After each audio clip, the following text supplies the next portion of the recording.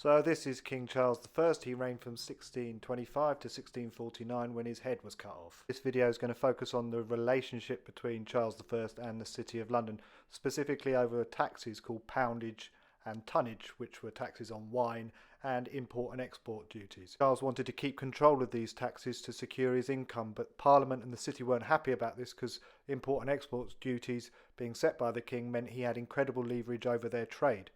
This was not good business. The animosity between Parliament and King was such that when the Scots invaded in what was called the Bishops' War, some members of Parliament openly supported the Scottish cause.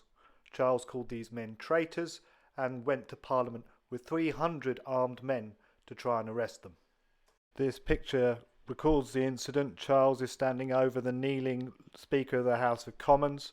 He says, "Where are these 5 MPs? I want to arrest them." The Speaker says, "Oh, I don't know where they've gone." And in fact, these 5 had made good their escape. They hopped onto a boat and made it to the City of London. So at the time, London was still a walled city. It had its own defensive wall and gates. And very simply, when Charles tried to extract those 5 MPs from within the city, they shut the gates on him. That's a picture of Ludgate, which presumably was the one Charles tried to use. This all happened on the 4th of January 1642. As Charles returned to Whitehall from the city, he was visibly shaken, his authority being completely undermined, and he'd been exposed as a tyrant in the eyes of the people. He had tried to usurp Parliament's privileges. It was about a week later that Charles left London for good, left London for the last time in any kind of position to rule the country.